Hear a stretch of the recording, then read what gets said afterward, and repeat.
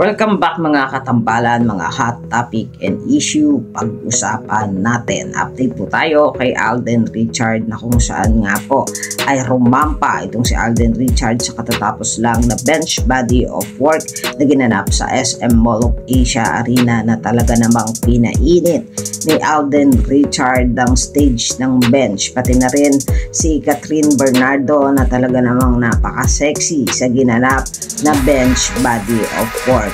At matapos nga ang bench ay hindi pa rin natapos yung mga full schedule nga nitong si Alden Richard dahil kahapon ay dumalo itong si Alden Richard sa 51st anniversary ng Mobile Fund Welfare.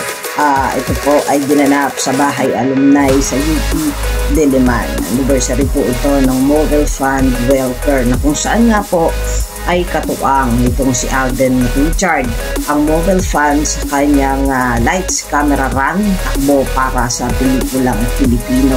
Ito po ay gaganapin naman sa May 11 at nagkaroon na din ng registration noong nakaraang araw para sa lights camera run takbo para sa pelikulang Pilipino. At kasama naman ni Alden Richard ang aktor at kapuso star na si Dingdong Dantes na dumalo sa naturang celebration ng anniversary ng Mobile Fund. At syempre katuwang din doon ni Alden Richard ang kanyang kumpanyang MyWeed at si Miss Boots Ansunroa na kamakailan lang ay pumirma na nga sila ng kasunduan patungkol nga doon sa gaganaping lights camera run takbo para sa pelikulang Pilipino.